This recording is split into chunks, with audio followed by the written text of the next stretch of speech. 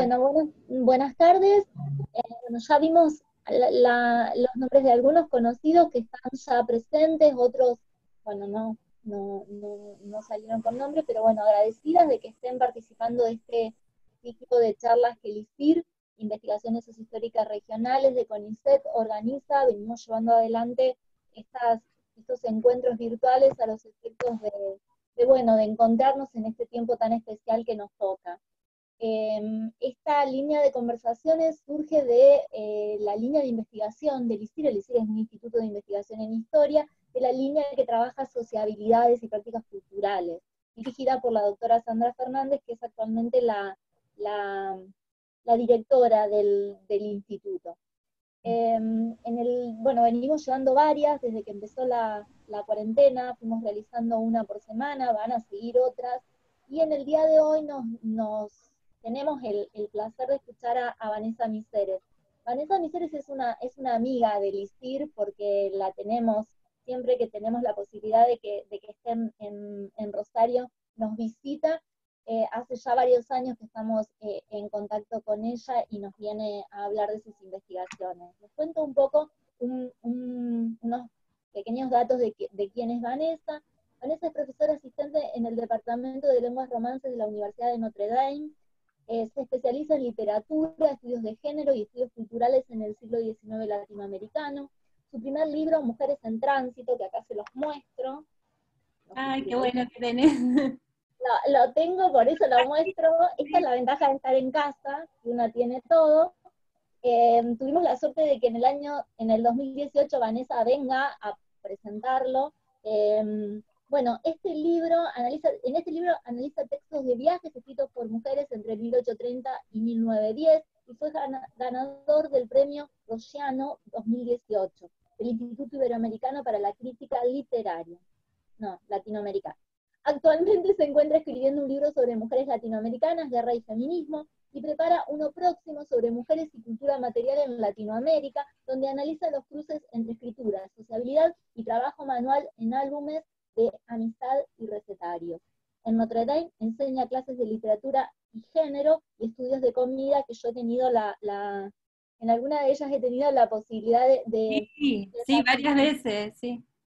Varias veces. Vanessa es una amiga de la casa, y la verdad que se formó en la Facultad de Humanidades como profesora de letras, y para nosotros para la Facultad de Humanidades, que en el 2018, cuando estuvo en Rosario, creo que fue la última vez Sí. que nos visitaste, estuvo presentando este libro en la facultad y en el ISIR, y para nosotros es un orgullo tenerla como parte, a ver, como en algún momento de tu carrera pasaste por acá, y algo de estos, del pase por humanidades te debe haber marcado en este recorrido que seguís. Bueno, presentada Vanessa, que es una amiga de la sí. casa, la dejo para que nos presente su exposición. Perfecto, bueno, gracias, y gracias a Lisir siempre por recibirme virtual o físicamente.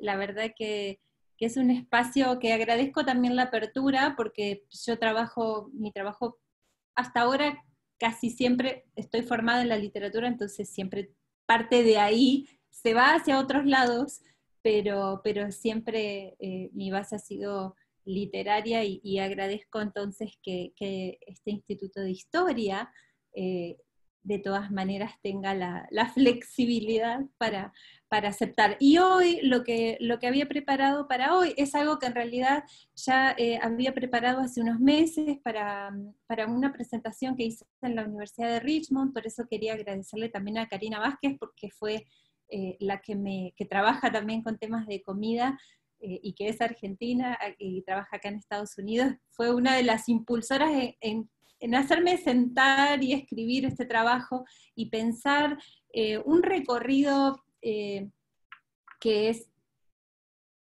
reducido y que es caprichoso, digamos, que tiene que ver con mis propias elecciones, pero sí presentar algunas lecturas en donde podemos conectar la cocina y el feminismo, ¿sí? Entonces, en general, eso también siempre lo aclaro cuando en presentaciones donde se reúne gente de otro campo, la gente de letras leemos nuestras presentaciones. Yo voy a tratar de leer algunas cosas y otras ir comentando, ¿sí? Voy a compartir voy a intentar compartir mi pantalla hay algunas imágenes y algunas citas que voy a ir usando en la presentación para que ustedes las puedan ver, ¿sí? Entonces, acá lo tenemos, ¿sí? Ahí está.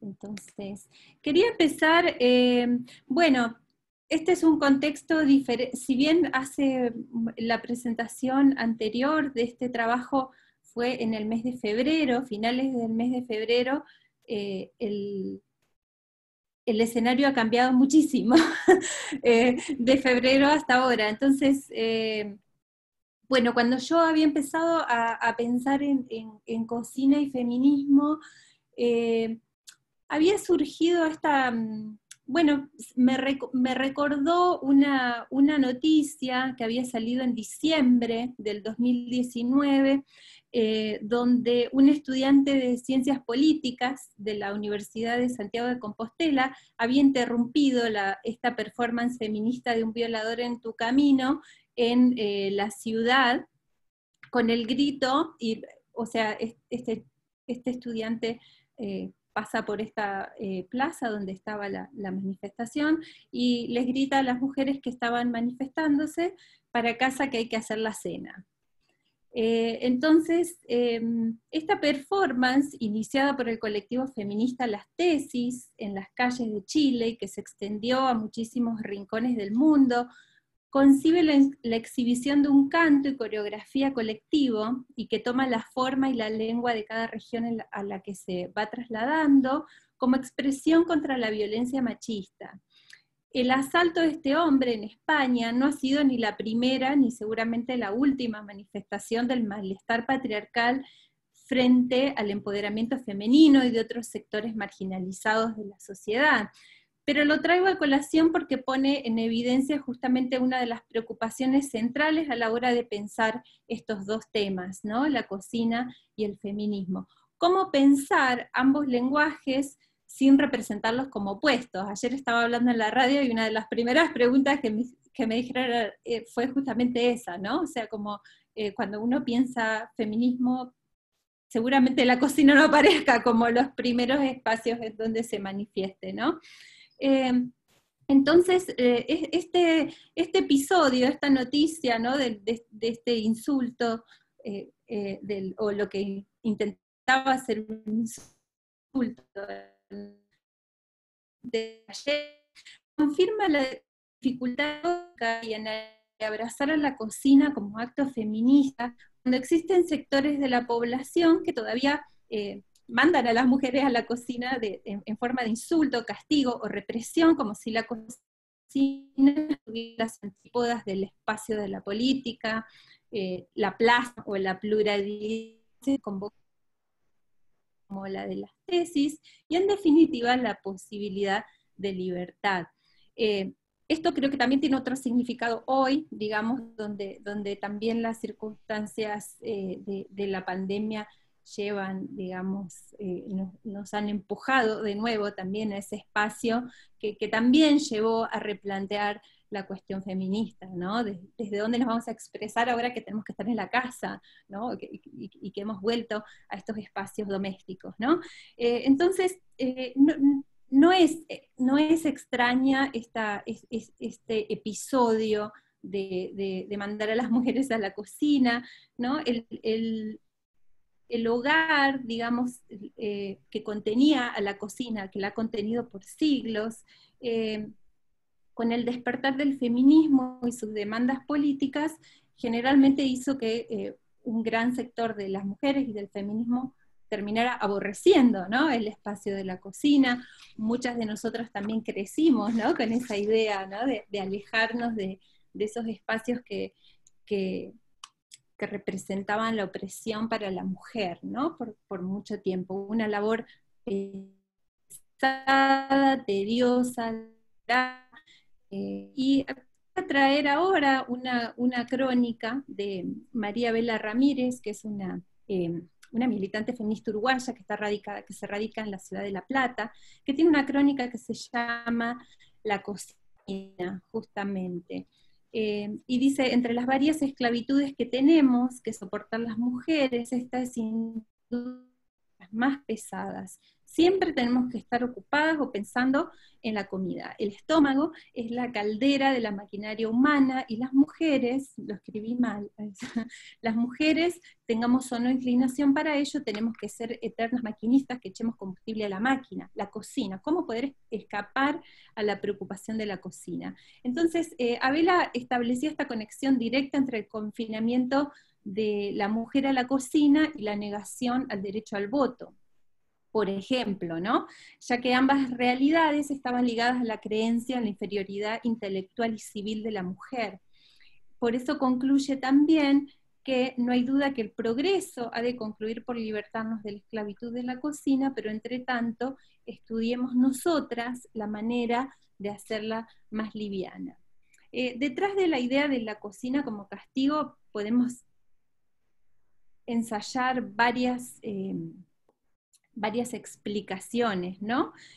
A mí me gustaría pensar acá en algunas dos lecturas desde lo que se llama el feminismo materialista, que es una corriente que ha prestado particular atención a la raíz económica de las divisiones del trabajo y los roles de género.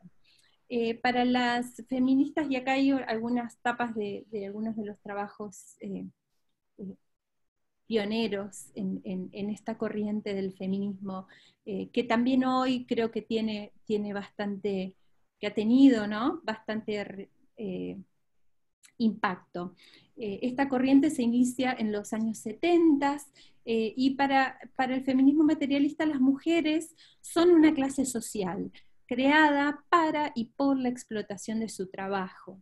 En su artículo manifiesto de 1970, el enemigo principal, Christine Delphi, que está acá, es la primera, ¿no?, habla de un modo de producción doméstico, y afirma que la clase de las mujeres que se encuentra en relación de explotación en el marco, en relación de explotación en el marco de la institución del matrimonio y la familia.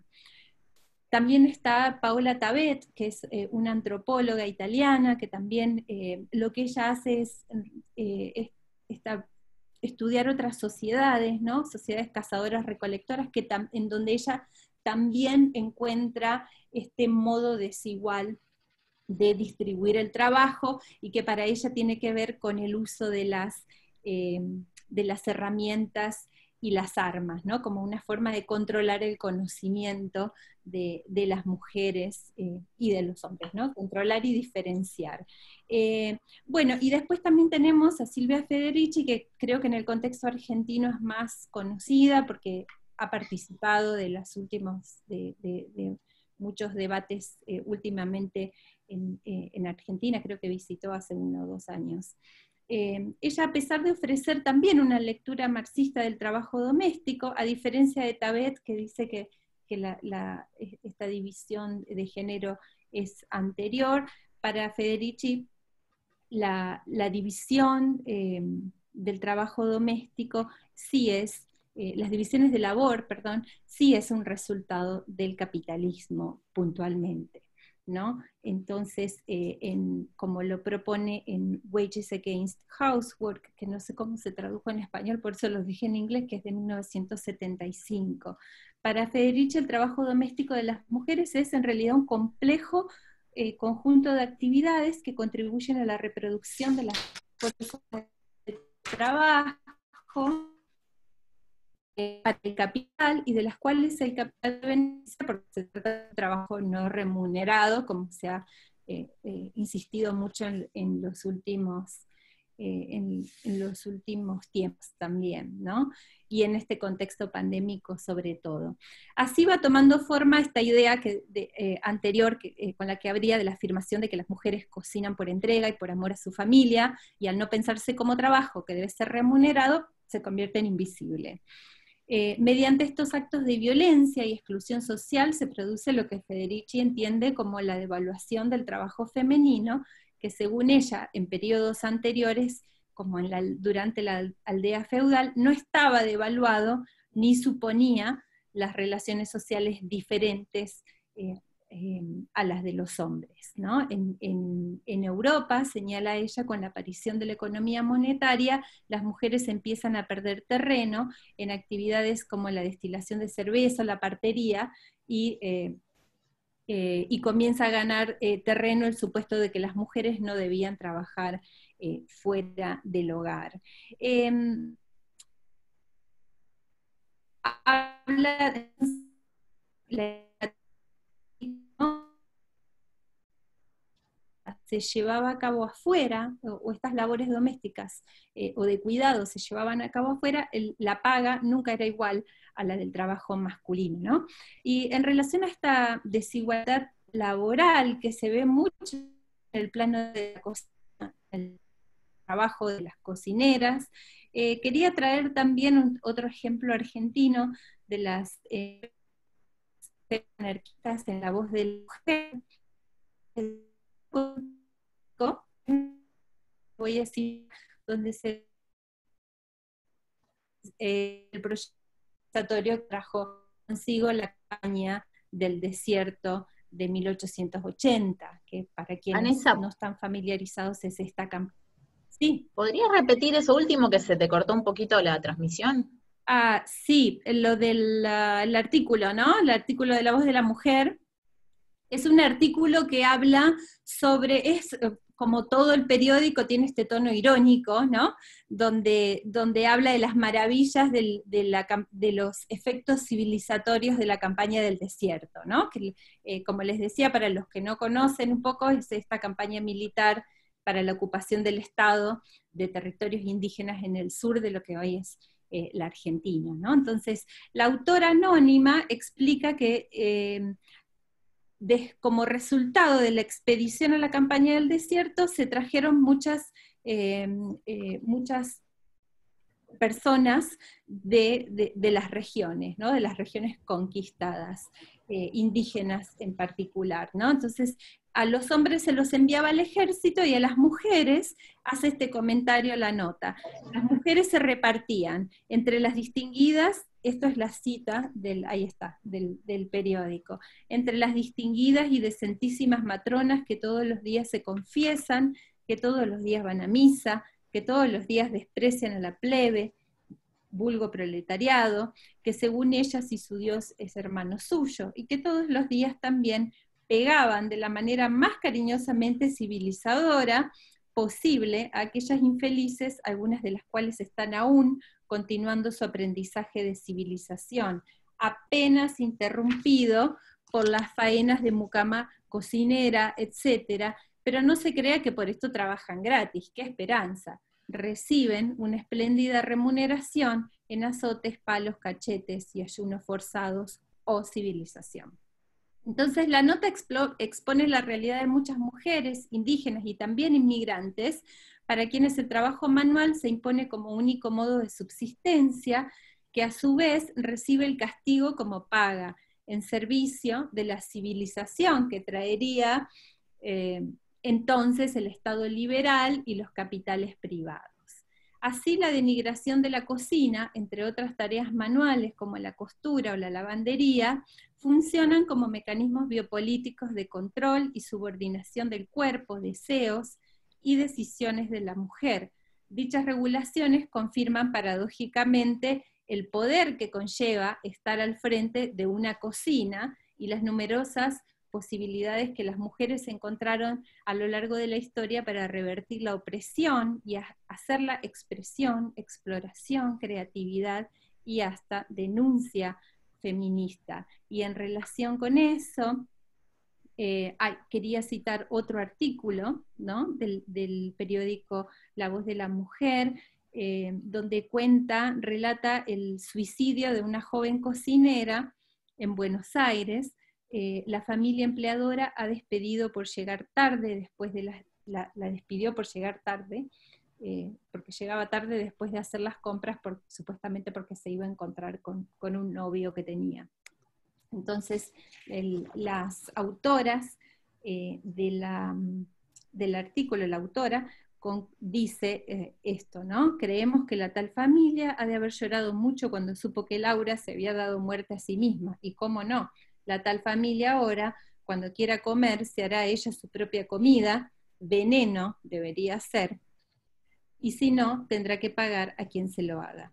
¡Qué libertad, eh! La muy flauta de la tal familia no quería que Laura tuviese amores. ¿Por qué? Tenía miedo de que la esclava se fuese.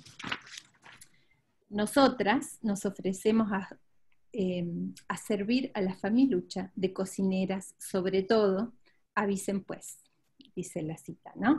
Entonces, la Buenos Aires de fin del siglo XIX, porque la nota es de 1896, como ven ahí, sabía sin dudas del poder económico y social de las mujeres trabajadoras, así como de la explotación que sufrían, poder que La Voz de la Mujer insinúa bajo la posibilidad del envenenamiento a la familia abusadora. Las mujeres inmigrantes constituían la mayoría de la población económicamente activa de la ciudad y representaban el 16,9% de las cocineras, según el censo de 1898. Al ofrecerse las redactoras como cocineras, el mensaje es claro. En esa ironía del comentario subyace un proceso de desconocimiento de los empleadores de lo que ocurre en la cocina. Las mujeres anarquistas en el periódico, a su vez, juegan con ese punto ciego que revela la ansiedad de la clase dominante. Entonces, lo que yo leo acá es como en ese desprecio de la cocina se encubre el poder que tiene la cocina, ¿no? O sea, siempre se juega entre el poder envenenarlos, ¿no? El que te da de comer también te puede matar, ¿no? Y es interesante cómo el periódico, digamos, politiza toda esa relación. Dentro de la literatura, y ahora voy a ofrecer algunos ejemplos de la literatura en algunos momentos. Dentro de la literatura y cultura latinoamericanas, la cocina ha presentado en ocasiones, similar al ejemplo de las anarquistas, un método y forma de expresión de la escritura, creatividad o pensamiento feminista.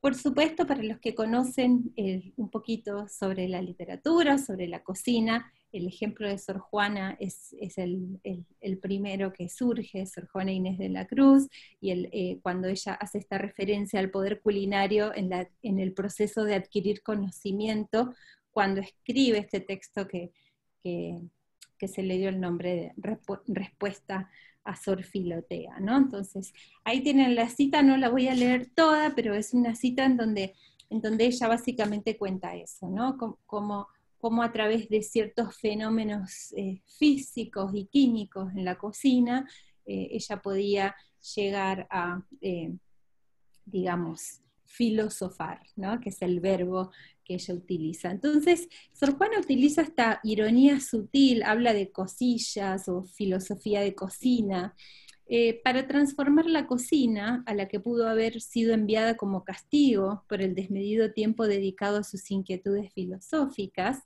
en un método de discernimiento propio. Si esta escena ocurriera en nuestro presente, tal vez diríamos que Sor Juana está creando un espacio seguro y feminista, en inglés es Safe Feminist Space, que se usa bastante, para la expresión individual. Para la religiosa, la cocina funciona como escape del control que se quiere imponer a través de la misma tarea culinaria. Por otra parte, su reflexión sobre la cocina como medio de indagación científica prefigura otro modo de construir el conocimiento más allá de la lógica logocéntrica patriarcal y a través de los sentidos.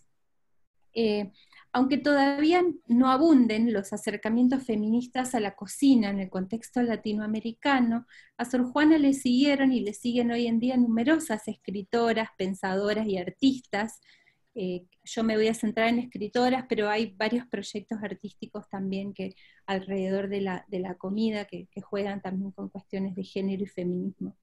En adelante voy a marcar 3 momentos que me parecieron representativos de esta compleja relación entre las mujeres, la cocina y el feminismo. Uno es la incursión de las escritoras del siglo XIX en los libros de recetas, eso es el campo que por ahí Paula conoce mucho más que yo, el feminismo de los años 70 y 80 y la utilización de lo culinario como lenguaje político y erótico, y la cocina y la comida como exploración de nuevos órdenes sociales, sexuales en la literatura contemporánea. El recorrido, como les dije, no es exhaustivo, sino que es una elección, digamos, una muestra de lo que uno puede pensar a partir de combinar estos dos universos, ¿no? El culinario y el del pensamiento feminista. Entonces, como no podía dejar de mencionar a Sor Juana, por supuesto tampoco voy a dejar de mencionar a Gorriti y a la cocina ecléctica, de 1890. Para los que no conozcan el texto, es un volumen, un recetario que recoge recetas que varias mujeres le enviaban a su compiladora y editora, que es la escritora argentina exiliada en Perú, Juana Manuela Gorriti. Dada su fascinante pluralidad y riqueza, el compendio de recetas configura una importante reflexión, no solo sobre la cocina y sus elementos, sino también sobre el lugar de la mujer como autora, y propietaria de una serie de conocimientos a transmitir, los culinarios, los del mundo de la etiqueta y la sociabilidad, porque siempre que se dice cómo se hace una receta, se dice cómo se come, ¿no? Entonces toda la cuestión de la sociabilidad, conocimientos geográficos, entre otros. En su recetario, Gorriti adhiere subversivamente a una narrativa doméstica del ángel del hogar, ya que la cocina aparece como acto performativo. Este es un concepto que trabaja Elizabeth Austin en un artículo sobre la cocina ecléctica, y la compiladora no contribuye con ninguna receta, por eso es un acto performativo, porque es juntar recetas, pero Gorriti no escribe ninguna. La selección tiene muchos elementos nacionalistas, patrióticos, tiene cuestiones de cosmopolitas, trae recetas de otros lugares, adaptación de recetas populares de Europa y Estados Unidos al contexto local. Más allá de leer a cocina ecléctica en relación a varias cosas con las que se ha leído, por ejemplo, los discursos nacionales, o como una cartografía americana, esto es de Rocío Ferreira, o en medio de la encrucijada que plantea Elizabeth Austin, la que cité recién, ella debate sobre si es un texto femenino o feminista. A mí me interesa pensar en la receta como lenguaje, a través del cual no solo entender la historia de la comida, sino la historia de las mujeres, que eso es algo que también ha trabajado mucho Paula en sus publicaciones. La receta, en primer lugar, confirma que las mujeres, y acá tomo la cita de Paula directamente, no nacen sabiendo cocinar, ¿no? Sino que es un saber adquirido dentro de una cultura determinada. Hay un ensayo ya clásico de los años 80 de Susan Leonardi que se llama Recipes for Reading, recetas para leer sería la traducción, donde analiza la raíz etimológica de la palabra receta, y dice que viene del latín recipere, que es recibir en español o castellano, lo que implica entonces un intercambio, alguien que da y alguien que recibe.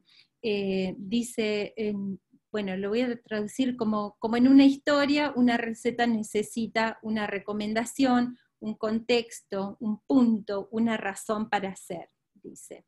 Una receta es y esto no sé cómo traducirlo, pero es un embedded discourse, como un discurso que contiene muchas cosas, ¿no? Ese es el concepto.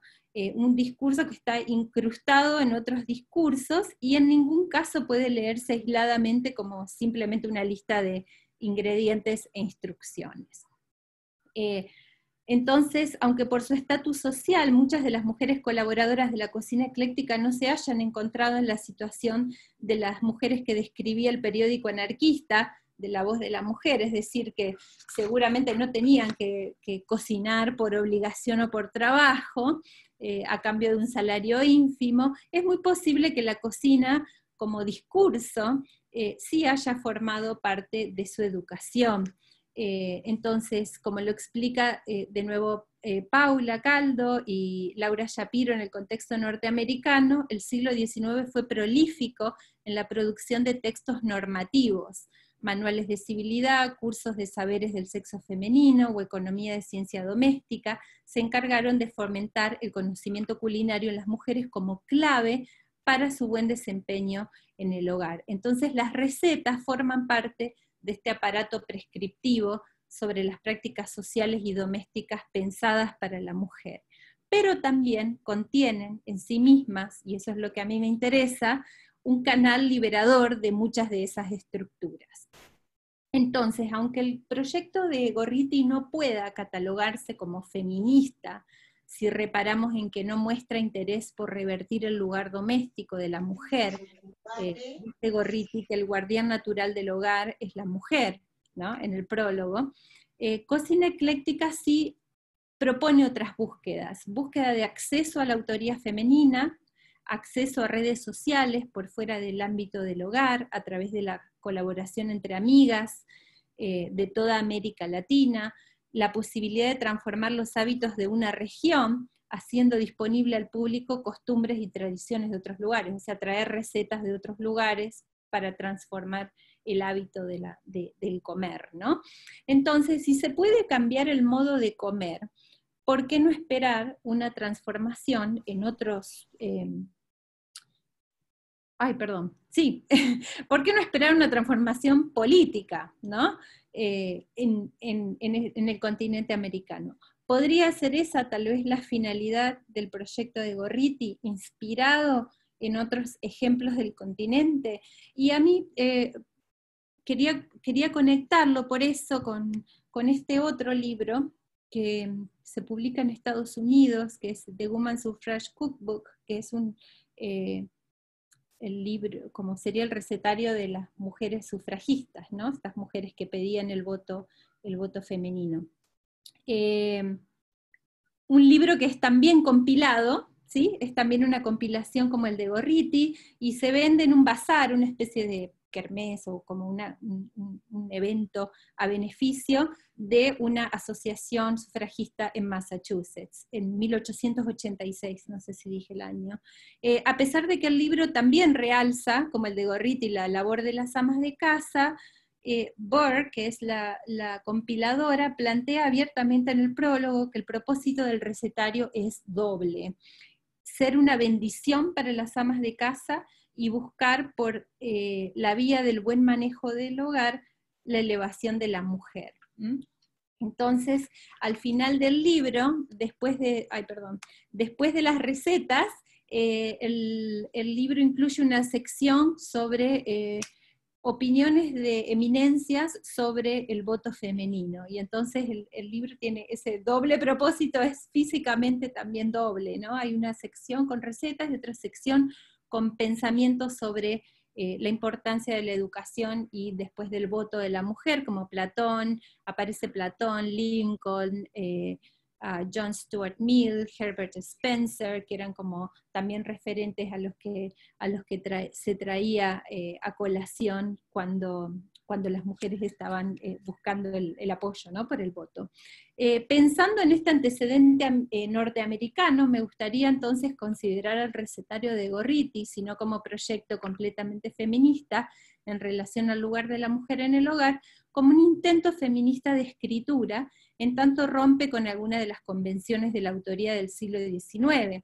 Cocina Ecléctica, al igual que el recetario sufragista de Boston, propone una autoría femenina colectiva, una forma no lineal ni jerárquica en su contenido, y con esto la posibilidad de establecer y validar otras lógicas para la escritura, con fuertes improntas de la oralidad. La receta siempre, a veces, a veces contiene esta referencia a alguien me la dijo o alguien me pasó esta receta. Y bueno, y trayéndolo al contexto cotidiano, hoy en día también existen la cocina como proyecto feminista colectivo, aparece en varias organizaciones contemporáneas por la soberanía alimentaria, como la Vía Campesina, si las buscan en la web es bien interesante el proyecto. Saramanta Guarnicuna, que son hijas del maíz, también mujeres indígenas por la soberanía alimentaria, o el emprendimiento académico comunitario de las chicanas Luz Calvo y Catriona Rueda Esquivel, que se llama Decolonize Your Diet, y que es un recetario que busca el empoderamiento a partir de la recuperación de la dieta ancestral mexicana de la región de lo que hoy es California, que es donde ellas viven. Ahora, yendo al siglo XX, para las escritoras feministas de la segunda mitad del siglo XX, el lenguaje de la receta representó un modo de autoevaluación y crítica mucho más directo que para Gorriti, obviamente en un contexto de cambios y reclamos sociales que acompañaban a la voz individual de cada autora. Escritoras como la mexicana Rosario Castellanos y la argentina Tununa Mercado son ejemplos del uso diferenciador de esta fórmula culinaria. Para entender las apuestas estéticas y políticas feministas de ambas escritoras, en Lección de Cocina, que es el primer texto que voy a analizar, y Antieros, que es otro cuento de Tununa Mercado, es necesario atender nuevamente a las particularidades de la receta como género o discurso. Una receta facilita la creatividad individual y la autoridad textual a través de las alteraciones que hacemos sobre ellas. Mientras que, como en el caso de cocina ecléctica, expresar opiniones, intercambiar instrucciones o gustos personales sobre un plato determinado reafirma el lugar de quien lo emite o recibe en ese canal comunicativo que implica la fórmula, ¿no? Si entendemos el concepto ¿no? El texto de Rosario Castellanos, Lección de Cocina, que es de este libro de Álbum de Familia de 1971, se enmarca en este proceso de interpretación y lectura de instrucciones para cocinar. Susan Leonardi dice que cuando leemos una receta, podemos no solo acordar con ella o discutirla, sino que estamos casi obligados a hacerlo. La receta por naturaleza deja espacio para la formulación y reformulación, la alteración y el cambio constantes. Siempre que una receta la cambiamos de alguna manera, ¿no? La creatividad de Castellanos, sin embargo, no es parecida a lo que a lo mejor ustedes conocen mucho más, las exploraciones que han hecho escritoras como Laura Esquivel en Como agua para chocolate, o Isabel Allende en Afrodita, ¿sí? El acto transformativo de Castellanos no viene de abrazar el universo culinario, sino de criticarlo, ¿no? o de tener una mirada crítica sobre este espacio, la cocina, que estaba para ella esclavizando a las mujeres de México de los años 70. Se me atribuye las responsabilidades y las tareas de una criada para todo, dice en un momento de lección de cocina. Castellanos, entonces, este es un cuento breve, donde es una especie de monólogo interior de la mujer recién casada, que mientras que va pensando sobre su vida matrimonial y su rol como esposa, a lo largo de cocinar una carne, ¿no? Entonces, de sacarla del freezer, cocinarla, y en ese proceso de transformación de la carne aparece todo este fluir de la conciencia, como se le dice en literatura, sobre su experiencia como esposa. Es un monólogo, pero en un momento se convierte en diálogo, porque ella se dirige a la experimentada ama de casa, le habla, ¿no? Y también interpela a las autoras de recetarios, y lo hace en femenino, dice las autoras, y las llama aplaudidas equilibristas por combinar economía y estética en sus recetas. replicando una conversación con estas autoras de recetarios, la mujer les pregunta, extrañada por el sentido de esos libros con recetas que parecen estar dirigidos a un público experto, dentro del cual ella no se incluye. Dice, si supiera lo que es estragón y ananá, no estaría consultando este libro porque sabría muchas otras cosas, dice, ¿no? Entonces, tal vez Castellanos, y a mí me gustaba pensar, digamos, cuál es ese universo culinario al que está respondiendo, ¿no? Cuáles son esas autoras, y así como Paula trabajó un montón sobre Doña Petrona, ¿no? Como esta figura dominante de la cocina en la televisión y en los medios argentinos, en México estaba la figura de Josefina Velázquez de León, que también es una pionera en los programas de televisión y radio, sobre todo, y en escribir más de 150 recetarios entre los años 30, 40 y 50, es decir, digamos, durante la época en la que Castellanos crece y es educada como mujer, digamos, crece atravesada por todas estas figuras, ¿no? Velázquez de León juega un papel muy importante en el nacionalismo de los años 40 en México, ya que su cocina incluye este gusto cosmopolita del estragón y el ananá que menciona Castellanos, pero también está combinado con un rescate de la cocina regional, que por un lado habla de un México moderno, pero por otro lado continúa señalando la identidad familiar representada en la cocina como un valor central para la sociedad mexicana de esa época, ¿no? Entonces, junto con eso, Velázquez de León también combina como malabarista, en palabras de Castellanos, la cultura del consumo y la creciente industria alimentaria con un perfil de mujer católica devota. La anécdota en todas las entrevistas es que donde ella, al lugar donde iba y abría una cocina o fundaba una escuela de cocina, ponía una imagen de Santa Edwiges, que como signo de protección, ¿no? Entonces, y cuando muere deja toda su herencia a la iglesia, ¿no? Entonces, por eso en Lección de Cocina la narradora establece una diferencia entre ella, ¿no? Entre el yo y el ustedes, ¿no? Esas cocineras, autoras o lectoras de recetarios representados, por ejemplo, en la figura de Josefina Velázquez de León, en un gesto que nuevamente nos recuerda a Gorriti, que convoca a sus amigas a escribir recetas cuando ella no escribe ninguna. Bueno, y por ejemplo, ella establece me olvidé la cita de Castellanos, pero es una cita donde ella se pregunta por ¿cuánto tiempo se tomará para estar lista? ¿No? Va cocinando la carne y dice el cuento dice, ¿cuánto es poco? Dice, por poco tiempo, ¿no? Dice que hay que cocinar la carne por poco tiempo. ¿Cuánto es poco tiempo? ¿No? Entonces se pregunta, esto los manuales no lo dicen, ¿no? Es un saber que se da por sentado, que la mujer controla y conoce, y ella está marcando esa diferencia, ¿no? Y marcando esa idea que decíamos antes de la cocina como saber adquirido y no innato de la mujer. Entonces, mientras va pensando en estas cosas, se va pensando a sí misma, ¿no? Como, bueno, entonces, ¿cómo me tengo que comportar como esposa? ¿No? Y va haciendo todo un discurso feminista sobre el lugar de la mujer en el matrimonio y en la familia.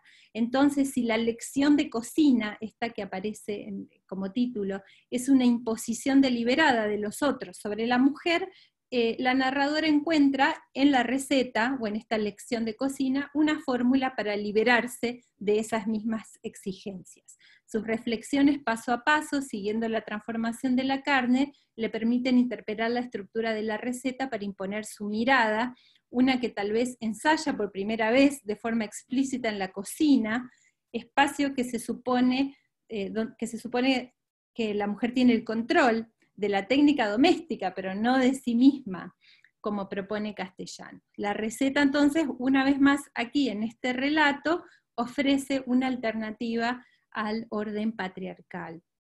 Y también lo pensaba, otra vez trayendo a las cuestiones contemporáneas, pensaba cómo Castellanos está dialogando con el feminismo materialista que es de esa misma época, y pensando en la desigualdad del trabajo, ¿no? De las divisiones del trabajo, y cómo las labores domésticas siempre recaen sobre la mujer, ¿no? Que también forma hoy parte de los ejes fundamentales del feminismo.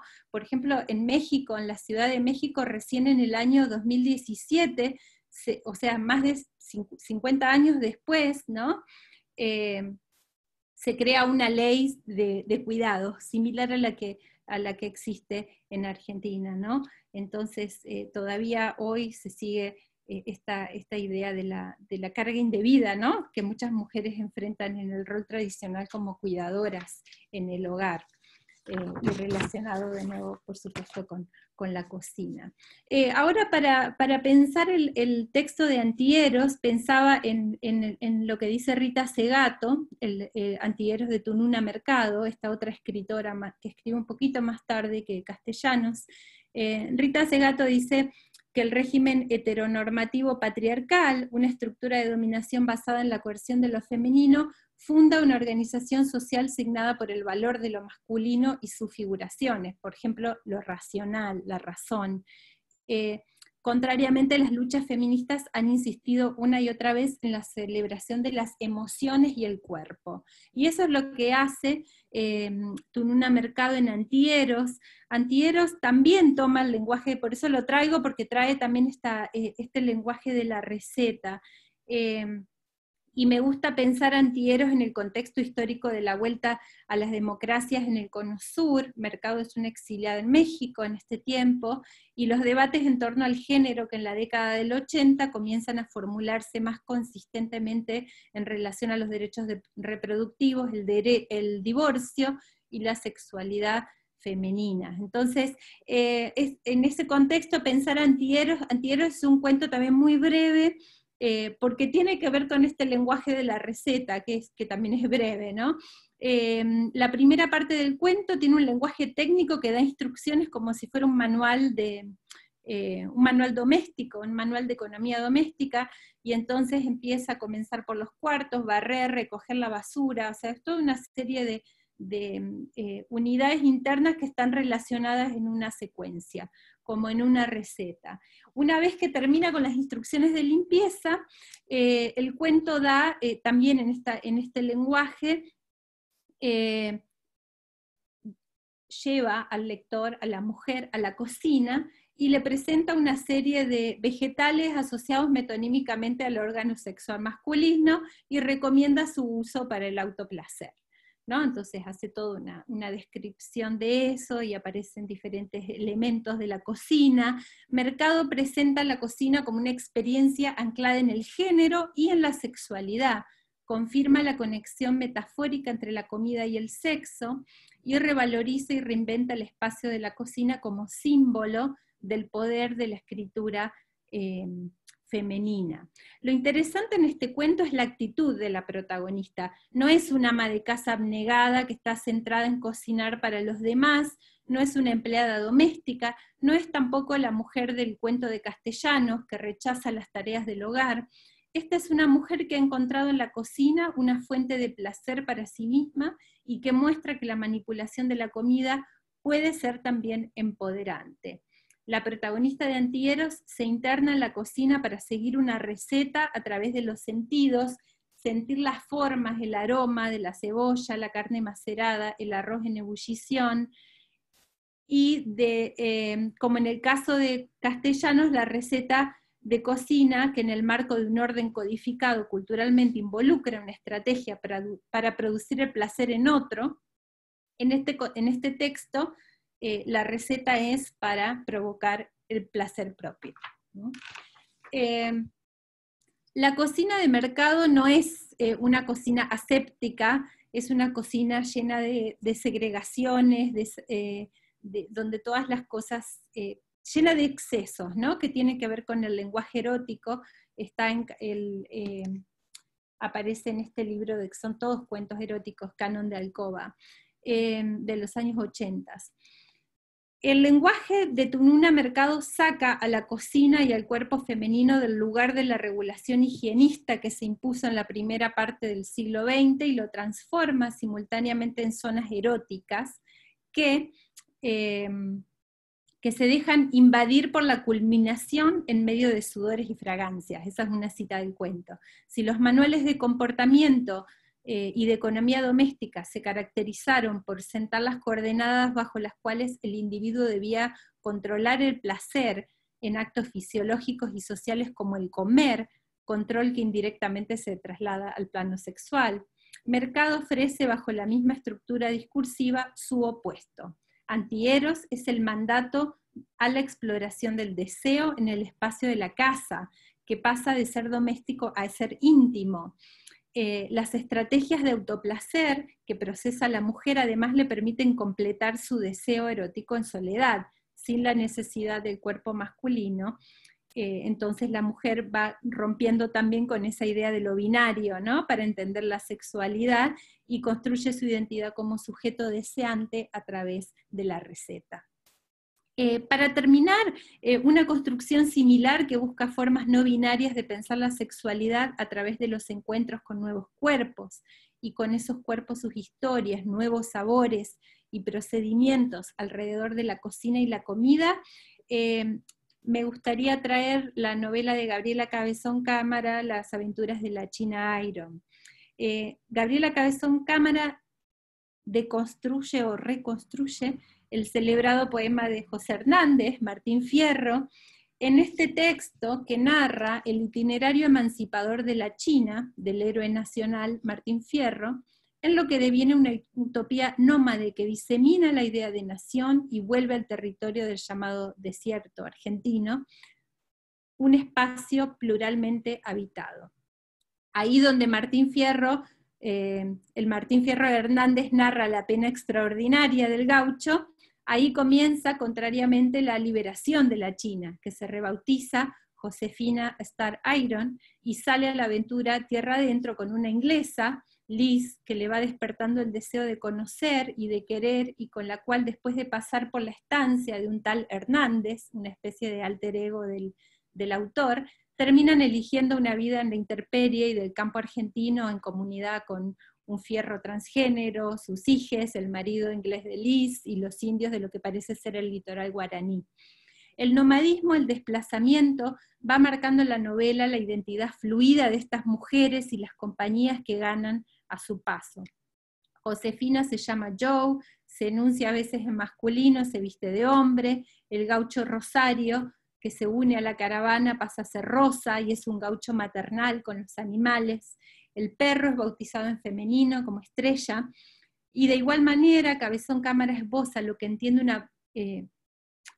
yo entiendo como una propuesta culinaria queer, en la que el intercambio y fusión de los ingredientes y formas de cocinarlo va a dar lugar a un nuevo orden social en el desierto argentino.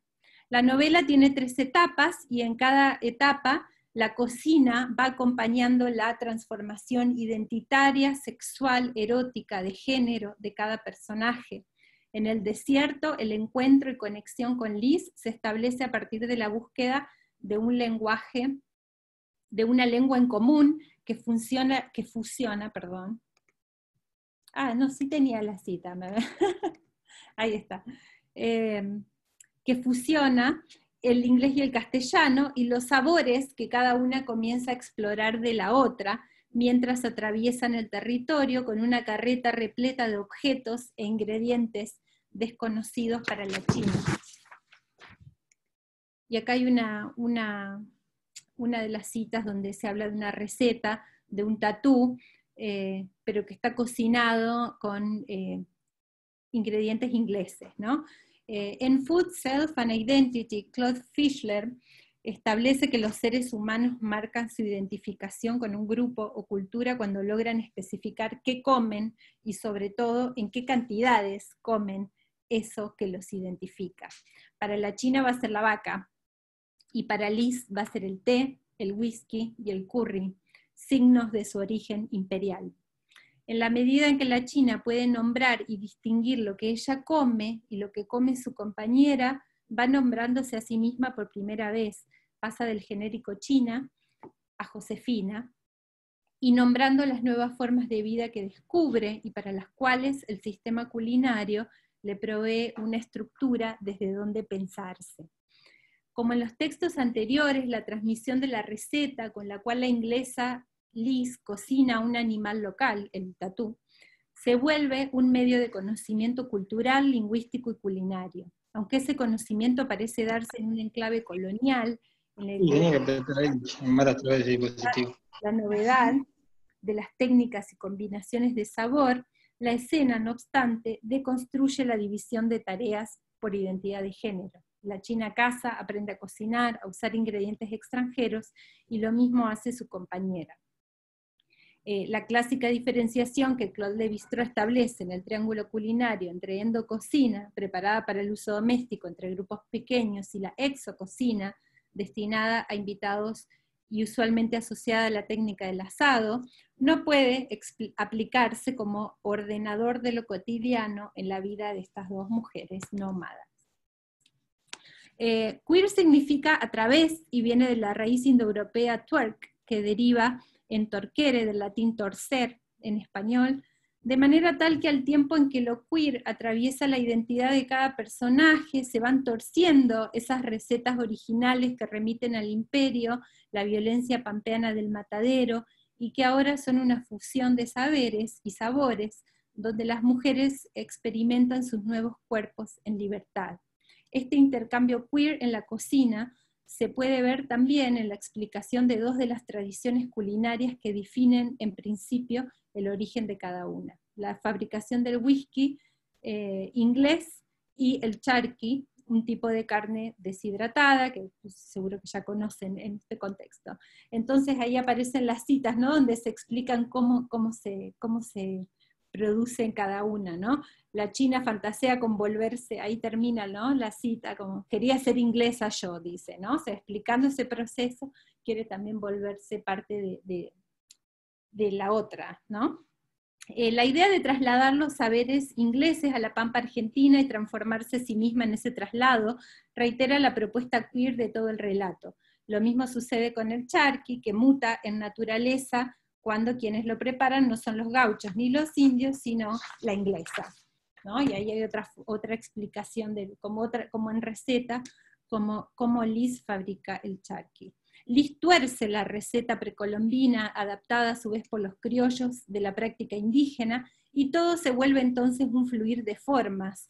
Por ejemplo, en otro momento las vacas se enuncian como plantas de 4 patas, y las plantas son cactus vaca.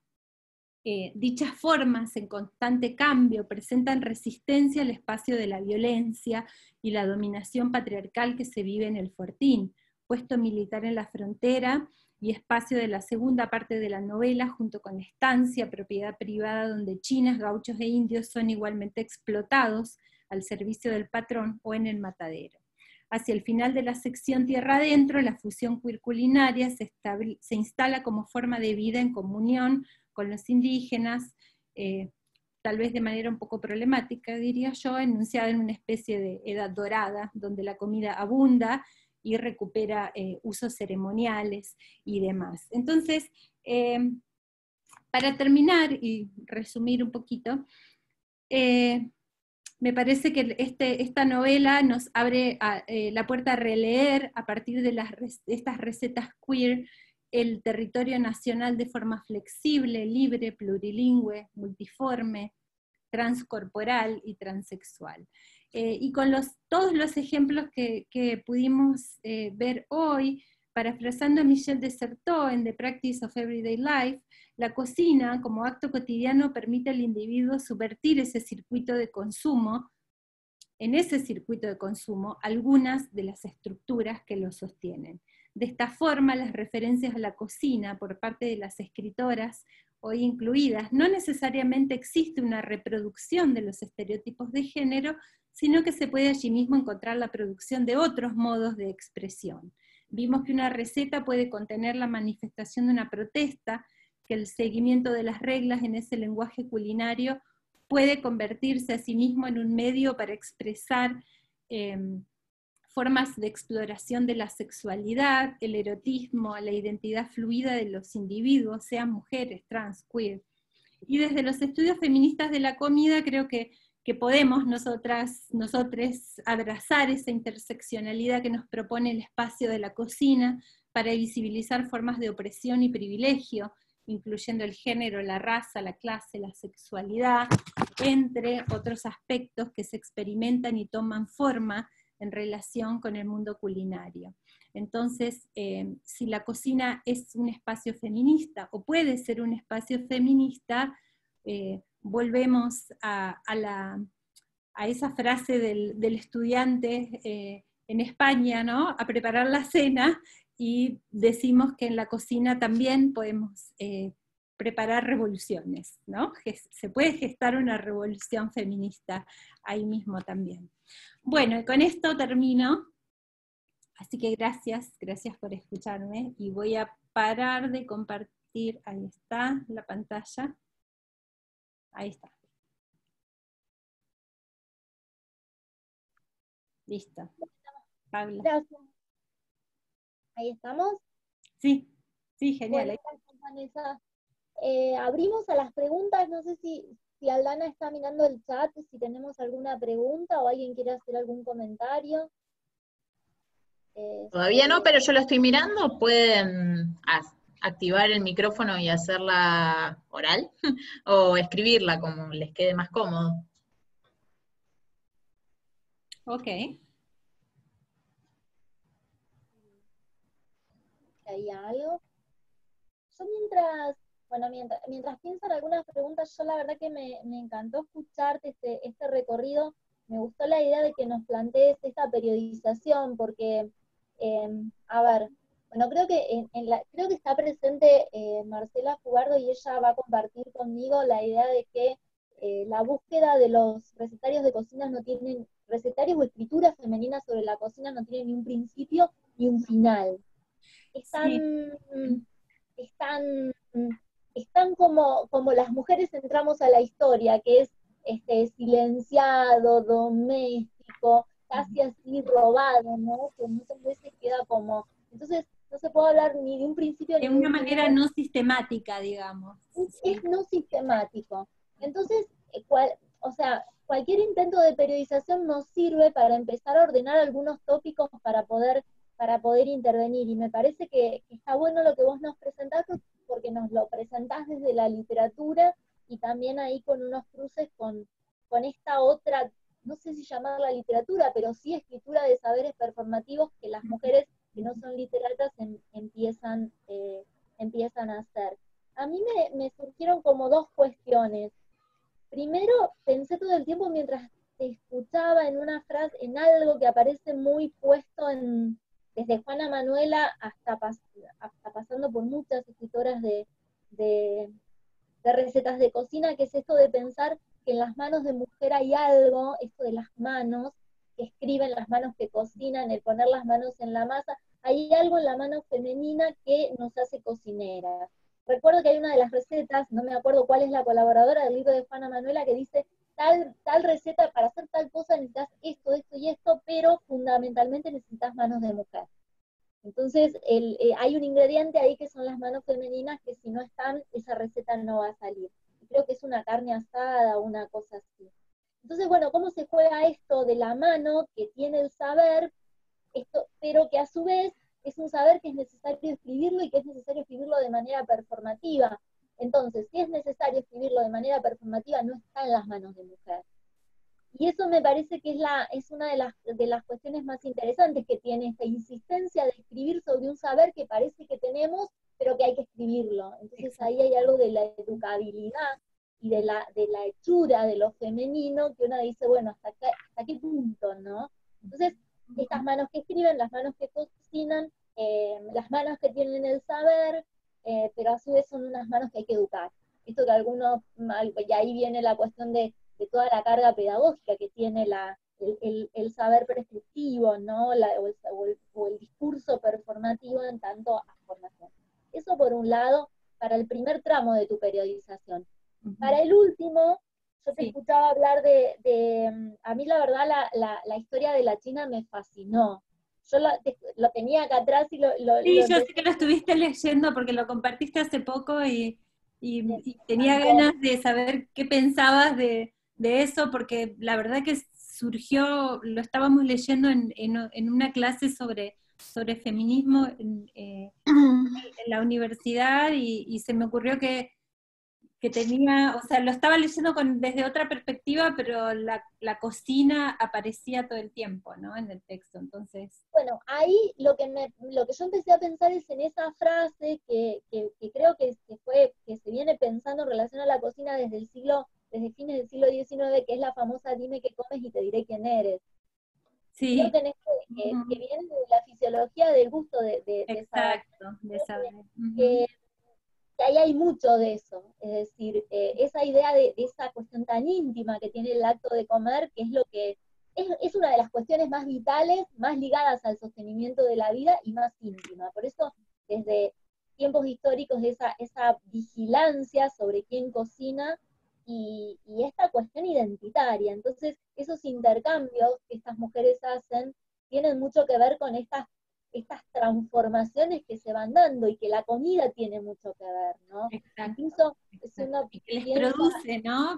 Cuando hay una parte donde creo que es los sabores, ¿no? El curry le produce esa explosión, digamos, que también es una explosión sexual, que de repente está entendiendo que le está pasando con Liz, ¿no? Sí, sí, pero que además te inscribe te recorre desde adentro, pensando en términos identitarios. Incluso yo pensaba, a fines del siglo XIX, primera mitad del XX, aparecen muchas reglamentaciones de cómo comer determinadas cosas y otras no, en función de los olores, de los sabores, hasta incluso de la personalidad. Es decir, alguien que se alimenta con vegetales y demás tiene una personalidad más tranquila que alguien que come carnes. Entonces, estas cuestiones que parecen que los libros de cocina retomaron, y que lo retomaron en función de la generización de los sujetos que comen, tienen bastante que ver con esta pregunta. ¿A mí se me cortó? No, te escuchamos. Sí.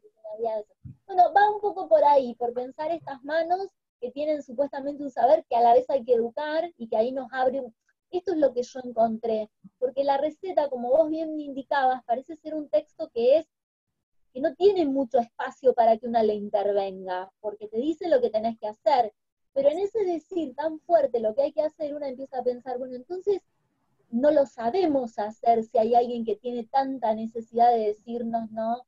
Claro. ¿Qué es lo que tenemos que hacer? Por otro lado, la cuestión identitaria. La comida, en esto de las transformaciones y de los momentos de identificación y de las identidades de género, la cocina es fundamental, ¿no? Por esto del dime qué comes y te diré quién eres. No solamente en términos de género, sino también de clase, ¿no? Sí, bueno, sí, no. ¿Alguien más pregunte algo? Totalmente. No, sí, a mí la cuestión de lo manual, lo que vos señalabas y que siempre lo decís, ¿no? La cuestión de las prácticas y del aprender a hacer, ¿no? Y al mismo tiempo son prácticas o trabajos manuales que vuelven a definir el trabajo de la escritura, ¿no? En el caso de las escritoras, digamos, cómo las escritoras encuentran en ese espacio, digamos, reducido, aparentemente, como lo decís vos, un formato, ¿no? Un formato que lo pueden llevar a la escritura como reflexión de la escritura y de la subjetividad femenina dentro de la escritura, digamos. Claramente es un espacio súper poderoso, ¿no? En esa prescripción y en esa condensación de instrucciones hay un montón de cosas que claramente las mujeres a lo largo de la historia en Latinoamérica, que lo estoy concentrando yo, pero en un montón de otros contextos también aparece, digamos, pueden encontrar ahí, ¿no? Ese espacio de reflexión también sobre la escritura. Y creo, está también el texto de Angélica Goradiller, ¿no? Cómo se escribe una novela, que sigue también esa idea del paralelo entre escritura y cocina, y ese lenguaje prescriptivo le permite también volver sobre su propio trabajo intelectual, ¿no? Entonces, algo que me gusta de estos cruces es justamente eso, que borra ciertas jerarquías, ¿no? Del saber intelectual y el saber práctico manual de cocinar, ¿no? Y creo que acá, en todos estos casos, aparecen al mismo nivel. Bueno, Vanessa ya lo vio, pero también para recuperarlo para el resto, Leda nos dejó un comentario en el chat y dice, me recontra encantó, distintas representaciones de este escenario, opresivo, liberador, creativo, revolucionario que es la cocina. Abrazos desde Lima. Totalmente, y eso me gustó el comentario también porque también es, en esa enumeración, es una enumeración de opuestos también, ¿no? Y la cocina es eso también, o sea, es un espacio opresivo y al mismo tiempo, ¿no? Es un espacio donde explorar otras formas, ¿no? Otras formas de hacer, de decir. Si alguien Hola, quiere ¿me hacer una escucha? Sí, sí. Hola, soy Leda desde Lima, ¿cómo Hola, están? Leda. Ahí está, hola. ¿Cómo estás? Yo estaba, bueno, he disfrutado muchísimo el compartir, he Gracias. disfrutado muchísimo todo este recorrido interesantísimo que has hecho. Hay, ¿verdad? Muchísimos textos que no conocía y que inmediatamente ahí los he googleado, los he apuntado. No. Y felicísima. Y estaba recordando, bueno, yo soy maestra, mediadora de lectura y también escribo poesía y gracias a Janet Torres que estoy aquí, ella difundió ¡Qué este bueno! Qué bueno. sí, gracias a nuestra querida Janet. Sí. Y estaba recordando, ¿sabes?, las diversas representaciones de la cocina en la poesía peruana. Seguro saben que la cocina peruana, bueno, tiene una gran tradición y es tan diversa, ¿no? Y entonces me llamaba como mucho la atención que efectivamente hay representaciones gozosas de la cocina, pero más en poemas de poetas hombres. No digo de que no existan. Hay una poeta nuestra muy maravillosa que es Rosela Di Paolo. Ajá, sí. Entonces, ella en verdad, en fin, escribe, representa todo este gozo, este encuentro con el rey de los choclos y una serie de verduras, ¿no? Y es bien interesante porque cuando se produce el boom de la poesía erótica femenina en los 80 en Perú, que bueno, lamentablemente es bien como limeñocéntrico, en general se explora el eros y se explora todo esto, pero no tanto con referentes No, de la gastronomía, que podría haber sido, ¿no? Sino desde otros lugares, ¿no? Y por otro lado, me llamaba la atención, estaba yo mirando, o sea, estaba recordando algo que me habían dicho algunos lectores de uno de los poemas que yo tengo. Tengo un poema que se llama El Pozo de Guasta, te voy a pasar luego el link. En ese poema yo trabajo con el yo poético de mi abuela, que era una maestra rural que no sabía cocinar. Y me llama la atención que algunos lectores se quedan con eso, se quedan con ese verso, con ese verso que les llama la atención. Nunca aprendí a cocinar, pero hago mazamorras para los enfermos de cáncer, ¿no? Y entonces ahorita yo me ponía por primera vez a pensar y a sentir esto, qué hay detrás de esto, ¿no? Efectivamente es un personaje femenino, una maestra, que está más dedicada esperan que sepa cocinar, ¿no? Exacto, exacto. Pero por otro lado, también pensaba en en lo que significaba para mí en mi historia con la comida, que mi abuela, que digamos era más profesional, más dedicada a cuestiones, a otro tipo de ámbitos, ¿no? Lo único que cocinaba con especial afecto era una mazamorra que se llama la mazamorra del tocosh, que se hace con papas viejas. Entonces hay un proceso de putrefacción y el tocosh huele mal, apesta, pero es con papa vieja, ¿no? Y entonces, en el poema, yo hago que este personaje de mi abuela venda mazamorras de tocosh para los enfermos de cáncer. Y entonces, ahora recién me doy cuenta que es una representación de sanación, ¿no? O sea, digamos, la mujer aparentemente no está en la cocina, no sabe cocinar, pero está como que haciendo algo para la sanidad, porque el tocoshi es como muy bueno, es un anticancerígeno, ¿no? A todo esto me has llevado, te agradezco mucho. Ay, bueno, gracias. Viste, sí, a veces solo necesitamos lo que decía Paula, ¿no? Una pequeña estructura para a partir de la cual pensar un montón de cosas que por ahí estamos leyendo, viendo, escribiendo. Y hasta de la biografía de uno, y hasta de lo Totalmente, que uno es. totalmente. Bueno, muchas gracias. A ti, y a todas. He aprendido un montón de las intervenciones también. Buenísimo. ¿Alguien más quiere agregar algún comentario, alguna pregunta? Me parece que la cocina nos atraviesa. Creo que si nos ponemos a... Comentar. Bueno, definitivamente, muchísimas gracias, Vanessa, de verdad. ¿Cómo estás? Hola. Ha sido muy interesante el recorrido, no me esperaba todo ese transcurso. Ha sido un montón de información y también está así como, wow, no conocía el tema. Yo venía con otra expectativa porque venía viéndolo desde el otro lado, pero sé que has trabajado en los recetarios, porque a veces lo veo que lo posteas. Sí. Como comentaba Leda también, a veces nosotros en Perú, en Lima, hay como que hay mucha más difusión de cómo se percibe el consumo más que la preparación. Uh-huh. Hay literatura que creo que no está tan estudiada, no lo he visto al menos, pero sí hay menciones a cómo la comida va adquiriendo este tema de identidad, por ejemplo, ¿no? Y me acordaba de un artículo de costumbres de Felipe Pardo y Aliaga, Uh-huh. me equivoco, es de él, en el que critica la abundancia de la comida, ¿no?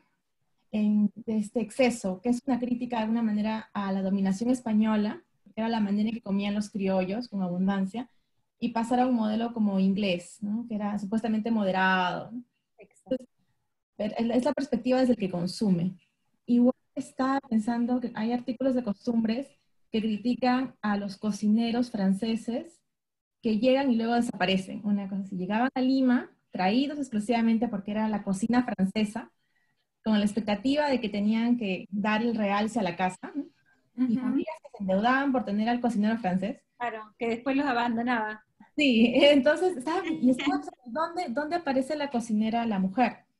Y pues está más relacionado a espacios subalternos, de alguna manera, ¿no? Las chicherías, por ejemplo, ¿no? Las picanterías, ¿no? Sí. Y las mujeres al estar relacionadas con cocina. No eran las que aportaban la marca de distinción, ¿no? Sí, trata de marcar ahí los cocineros franceses eran los distinguidos y la cocinera era para espacios menores, de alguna manera, ¿no? Para clases medias bajas. Y estaba recordando que muchas veces también los espacios de la cocina de las mujeres eran sexualizados. Cuando iban a ver estas escenas de raptos que aparecen en algunos textos, se iba a seducir a una mujer, se la llevaba a una chichería, a una picantería. Entonces decía, ¿cómo esta relación con la comida, ¿no? tan fuerte? Y otra cosa que me has hecho recordar, así todo, mientras te escuchaba, dice, sí, gracias, sí, porque aparte también me ayuda a mí a expandir, ¿no? Hay una relación también entre lo que se come y la identidad, como decías, porque muchos de los platos peruanos actualmente, la comida peruana, que ahora es tan famosa, pues en su momento, en el siglo XIX, mucha de esa comida era vista también con desprecio. Claro, exacto. En cambio, en el transcurso del siglo XIX al siglo XX, y más avanzado del siglo XX, es que hay una revaloración, y la literatura lo ha ido contando. El discurso de la comida se ha ido construyendo. Y en ese camino, la identidad peruana se ha construido muy relacionada a su comida. Y es muy interesante cómo la comida que en el siglo XIX era despreciada y se dice y se critica, el discurso ha cambiado y ahora es la comida peruana representativa gastronómicamente. Y esos espacios, digamos, marginalizados en un momento. Sí, es todo un proceso, ¿no? Que también ocurre en muchos otros lugares, ¿no? En México también es exactamente lo mismo. Nosotros tenemos también, pero un poco más pobre lo nuestro, en las llanuras, pero sí, es totalmente, es eso, ¿no? Son diferentes procesos que tiene que ver otra vez con la cuestión social de la comida, ¿no? Que digamos, la comida no significa por el elemento en sí mismo, sino por todos los sentidos que le ponemos a eso, ¿no? Que le ponemos y que le sacamos en diferentes etapas, ¿no? Y ahí van esas transformaciones, ¿no? Bueno, gracias por las referencias, las anoté, ya después te escribiré y seguiremos charlando. Yo escuchaba recién no sé si quería alguien agregar algo, pero estoy pensando que en función de la intervención de recién y de la anterior, hace un tiempo, hará 15, 20 días terminé de leer La cocinera, esa novela y que la cocinera se forma en Lima, está en Perú y luego viaja a Barcelona y transforma el modo de comer o su éxito está en poder hacer esta mixtura entre lo que lleva de América y lo que se produce esto, y fundamentalmente por la papa, ¿no? Y si uno va a Perú, el tema de los distintos tipos de papas y demás, es como que marca un modo. Y es súper interesante la novela, y yo pensaba, digo, cómo la literatura, yo vengo de historia, ¿no? Pero cómo la literatura es un vector de los modos de comer, porque esa novela es nueva. O sea, es una novela que toma un diario de cocina de un cocinero francés, me trajo todo esto, sí, la novela se publicó hace unos años, ¿no? Quizá a mediados del siglo XIX, o a mediados del siglo XX, digo, a principios del siglo XX, estos documentos quedaban ahí como ocultos y se revalorizaban otras cuestiones en función de las prácticas efectivas de sociabilidad, ¿no? Y en el presente, donde toda la comida étnica y todos los particularismos aparecen así como marcando la identidad de tal o cual comida, hoy tenemos restaurantes de casi todas ¿no? Las etnias ofreciendo ahí su comida y uno toma partido y le gusta una u otra, aparece la literatura recuperando, ¿no? las especificidades, ¿no? o los momentos de mezcla de determinadas, de determinadas, ¿no? Sí, identidades, porque lo que uno encuentra ahí en La cocinera es que, bueno, cómo lo latinoamericano impacta en la carta europea, ¿no? Exacto. Sí, ¿no? Y definitivamente en la literatura encontramos un montón, o sea, que es básicamente una de las, sobre todo en el periodo que yo más he trabajado, que es el 19, ¿no? Como estos espacios, digamos, también son las novelas también son prescriptivas, también están diciendo cómo comportarse. Entonces, y además recuperan algo que es del orden del hacer, porque la cocina es intangible. Algo que uno, por más que lo ponga en práctica, uno come, o sea, es una obra que a veces se dice, bueno, hay toda una estética y toda una apuesta en la presentación de los platos, pero que bueno, en determinado momento desaparece con el acontecimiento. Entonces la literatura es un registro, ¿no? Totalmente, sí. Sí, gracias. La voy a buscar en la novela también, porque la vi cuando la habías publicado, que estabas leyendo, y me quedó ahí anotada. Puedo aportar sobre la calidad literaria, eso lo dirán ustedes, pero a mí me fascinó la idea de que sea una fuente, sean efectivamente las notas culinarias de este cocinero francés, el documento que sostiene todo el relato. Claro. Buenísimo. Bueno, gracias. Creo que estamos casi estamos en la hora. ¿Tenemos más minutos? O? No sé si alguien tiene algún comentario. Acá en el chat. En el chat nos pasaron un poema. poema. Poema. Eda nos pasó el poema.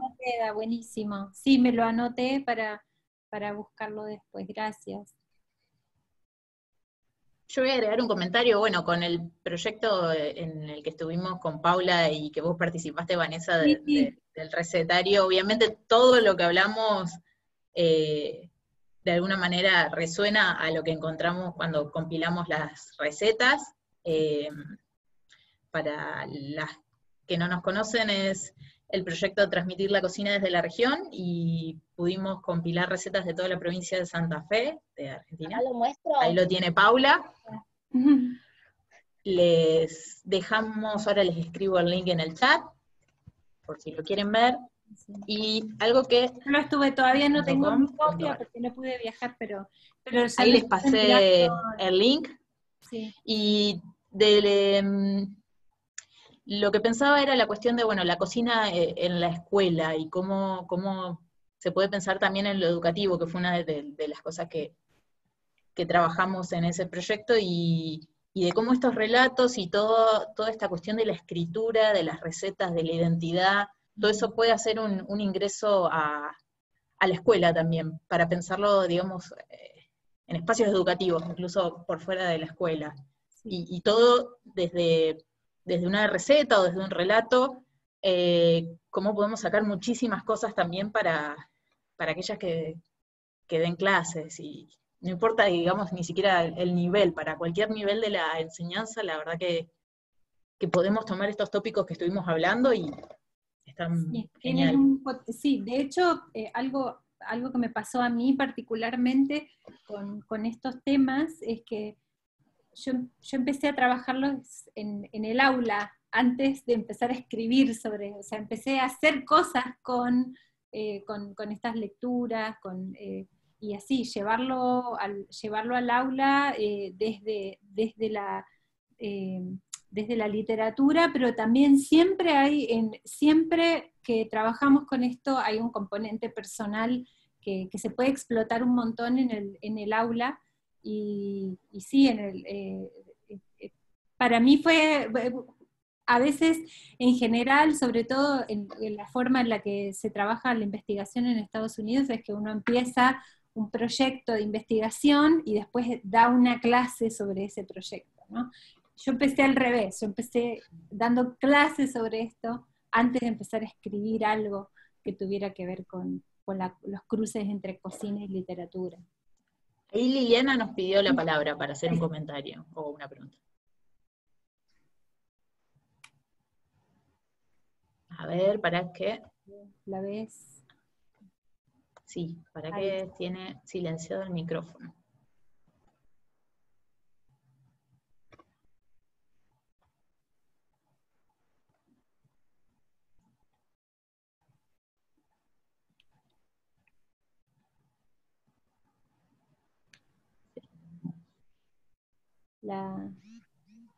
Liliana, por favor, activa tu micrófono. Ahí está. Sí.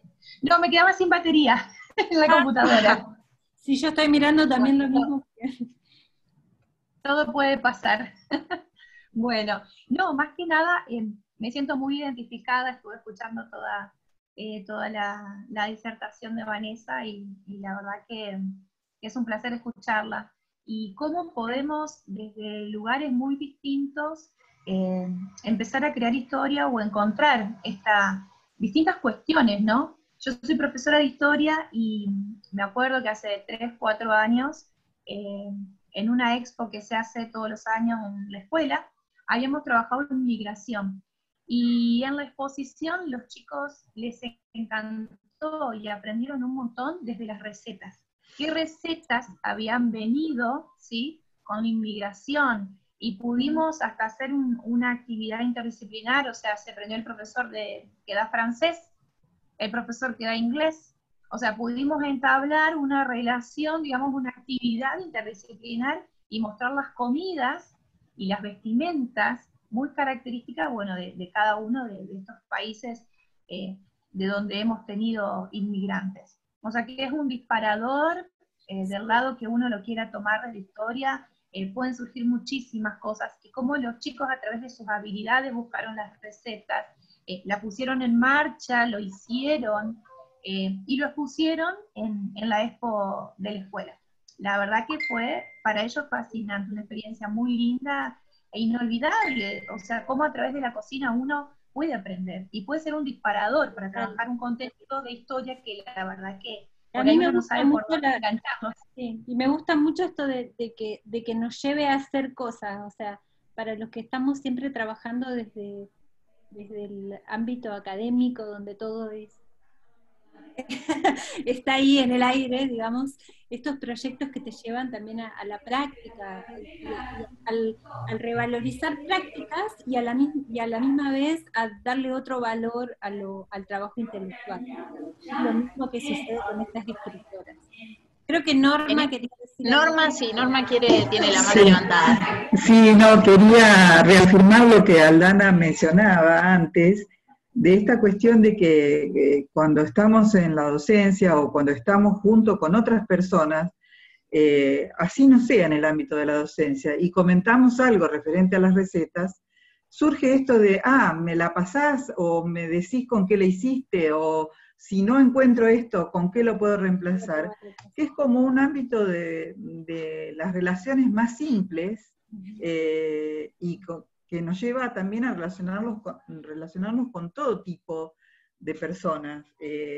Como comentaba también Paula en su momento, cuando estuvieron trabajando estas recetas, en algunos casos personas que hasta eran iletradas, pero que podían transmitir a partir de su práctica este conocimiento que normalmente está infravalorado, o como mencionaba Vanessa, en la literatura aparece así como el conocimiento de los que no hacen nada, digamos, ¿no? Eso quería, porque justamente me acordaba que es como espontáneo eso de, si nos ponemos a hablar de qué comiste o con qué se hace alguna comida, espontáneamente nos surge esto que, bueno, Juana Manuel la hizo con sus amigas, pero que por lo general... Y que ahí hay un intercambio valiosísimo, o sea, valiosísimo en muchos niveles, ¿no?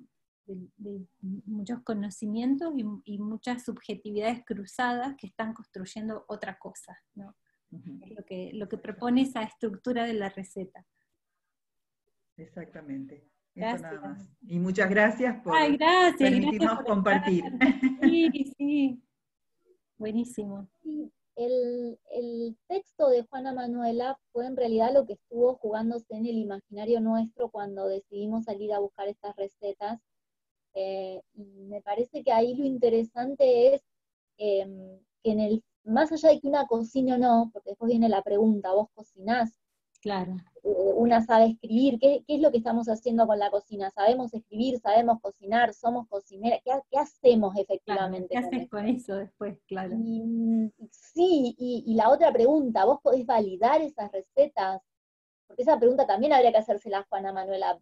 ¿La sabés hacer? Porque ¿quién valida? Que esa es la receta que creo que tienen las escritoras específicas, como Petrona, o como quizá esta mexicana que vos nombraste, que eran las ecónomas y que estaban escribiendo sobre lo que sabían. Yo creo que en estas otras compilaciones, donde se juega mucho la fuerza de la escritura, hay como unas tensiones culturales.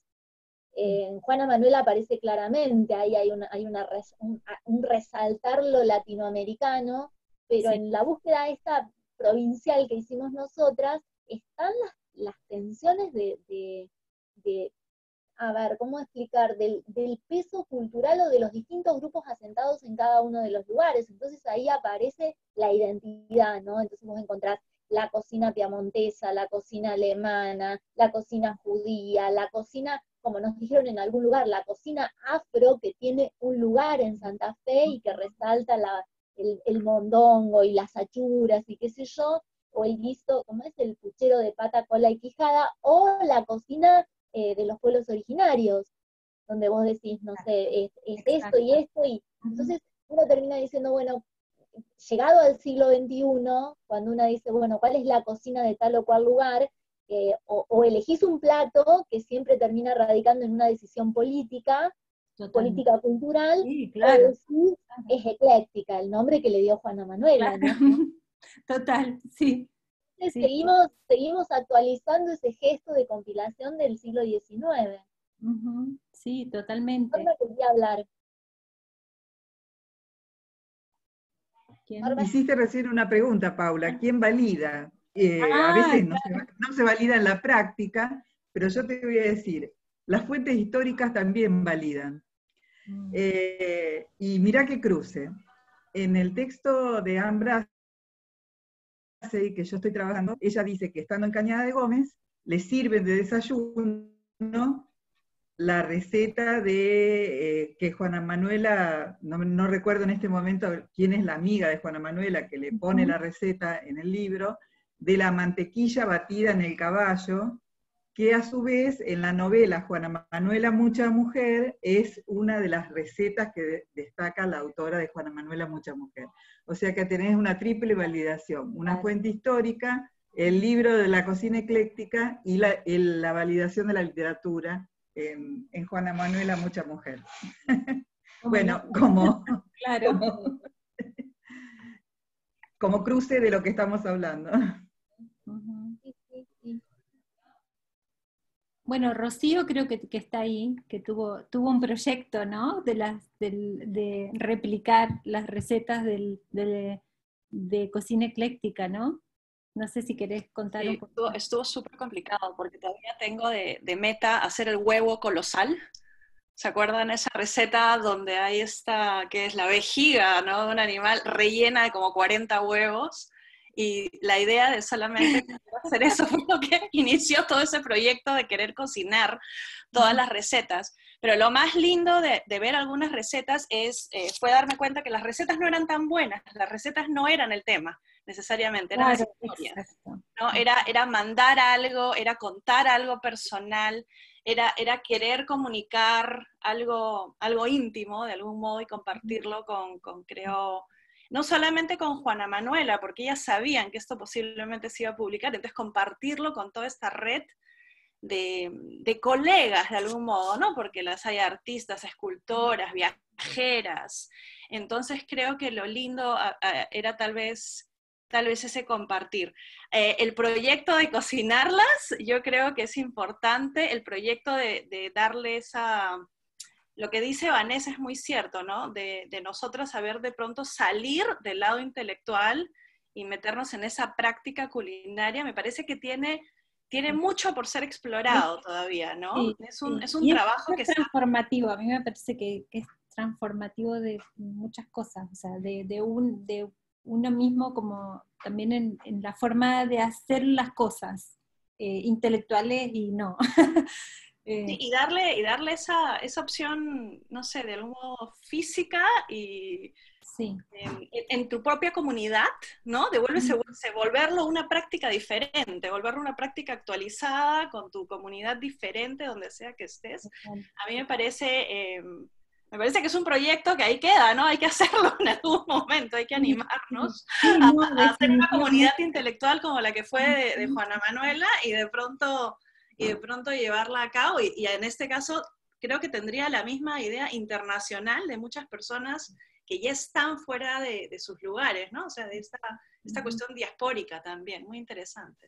Sí, totalmente. Ay, gracias. Sí, yo quería que dijeras algo de ese proyecto, y qué interesante eso que decías del valor, ¿no? O sea, como, ¿quién valida, pero también qué es lo que le da valor a la receta, ¿no?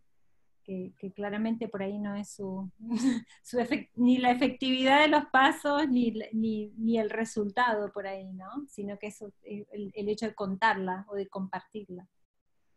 Sofía nos dejó un comentario en el chat. Dice, dejo un comentario a raíz de una de las cosas que se mencionaron en una intervención previa y desde mi posición como cocinera y habiendo estudiado gastronomía. Eso de lo glamoroso y aspiracional ligado a los chefs franceses y el desprecio o ninguneo a las cocineras, paren que se pierde en el chat, a las cocineras mujeres. Sí. Creo que no digo nada nuevo al relacionarlo Sofía está, con lo que es. ¿O se fue? No sé si por ahí lo escribió porque le pareció incómodo. Pero por ahí no quería compartir. Yo lo leo, después si Sofía quiere, habilita el micrófono y sigue charlando. Creo que no digo nada nuevo al relacionarlo con lo que significa la domesticación de la cocina, cuando son las mujeres quienes la ejecutan, y la profesionalización, cuando son los varones las que lo llevan a cabo. Se me pierde mucho en el chat. Cuestión que sigue vigente hasta el día de hoy, tomando representación a la desigualdad de género en los lugares del trabajo en el ámbito gastronómico. Incluso también creo que toma forma en las tendencias culinarias actuales, donde se busca volver a las raíces, Ya, se va en el chat. Que terminan llevando a chefs varones de renombre internacional, reinventando recetas que se obtuvieron del saber acumulado de cocineras tradicionales. Por ejemplo, el chef Enrique Olvera en México.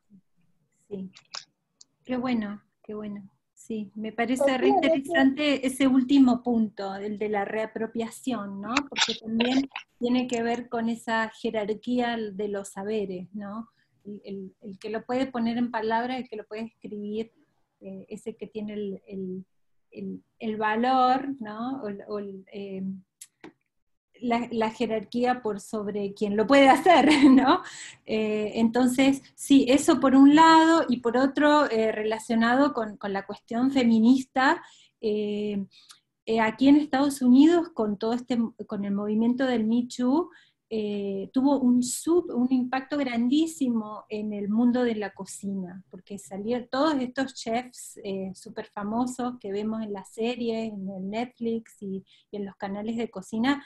Montones de ellos fueron acusados de acoso y de un montón de otras prácticas que tenían que ver con la desigualdad de género en el espacio de la cocina. Digamos, las formas de trabajo en la cocina profesional están también instaladas en esas desigualdades de género, ¿no? Así que gracias Sofía por el comentario. Sofía tiene una experiencia de haber hecho su licenciatura en gastronomía en México, pero se ve que o se fue o dejó el comentario. Estoy acá, Paula. Ahí está. Vale, contanos, Sofi, que vos tenés Pasa ahí que no tu quería recorrido. interrumpir el hilo anterior con un comentario relacionado con antes, entonces estaba esperando No te preocupes. lo dejaba escrito.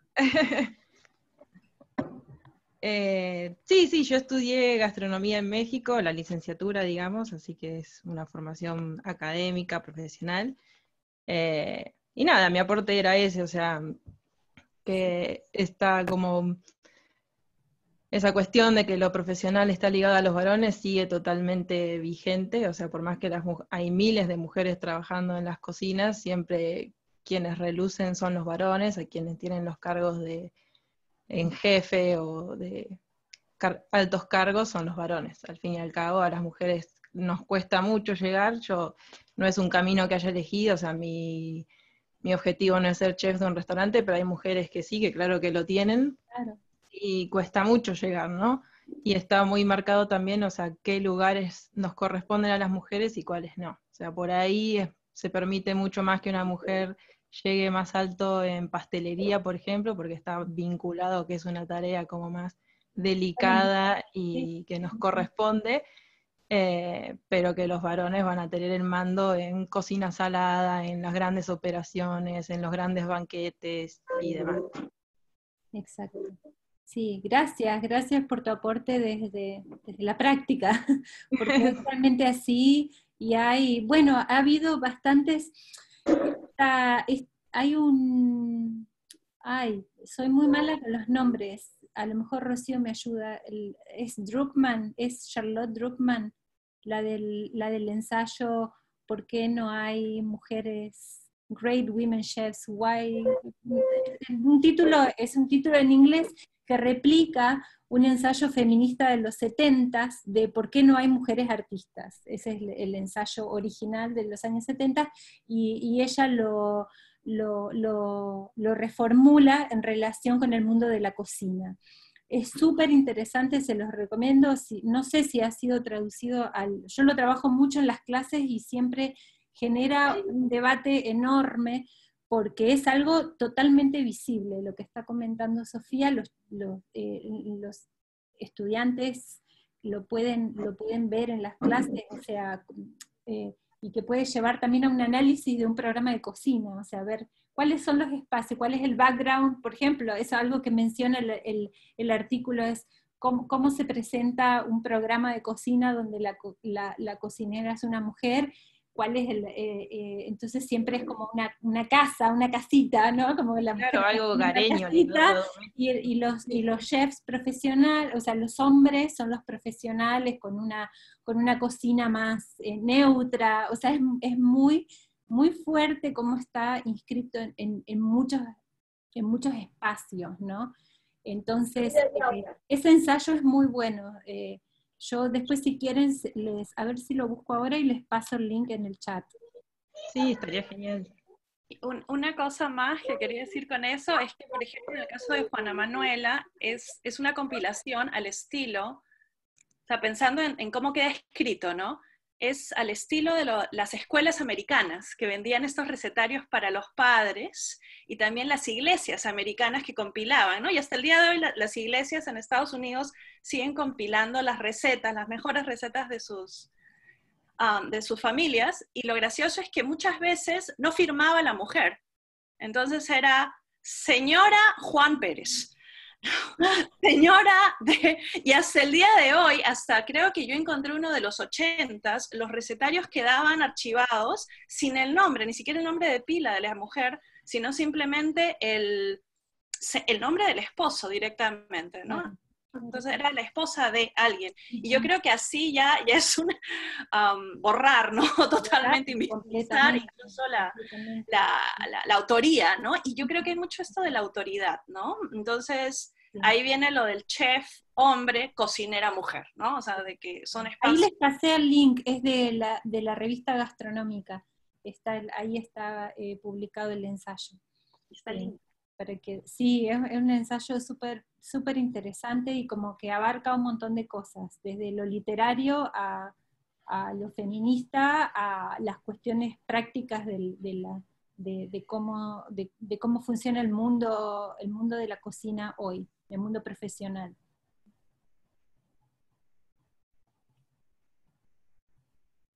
Bueno, no sé si alguien tiene alguna pregunta más, algún comentario. Y te dejamos descansar un poquito. Bueno, gracias. Toda esta presentación tan interesante que no sé si Norma tiene la mano levantada porque quedó de la otra vez, o estaba pidiendo. Sé. Yo la veo acá levantada, pero a veces se tilda mi pantalla, y a lo mejor... Le había quedado. Bueno, no sé si alguien tiene más algo que agregar. A mí me pareció súper interesante todo lo que planteaste y también los comentarios, y bueno, nos volveremos. Bueno, gracias. Yo estoy poniendo en el chat cualquier cosa, mi email y creo que el Instagram es el que uso más ahora, por si me quieren escribir, alguien si tiene algún comentario extra que se les ocurre después, o cualquier cosa, me contactan. Sería buenísimo escuchar sus opiniones, ¿sí? Y gracias Paula, como siempre, por la invitación, y toda la gente por haberse unido.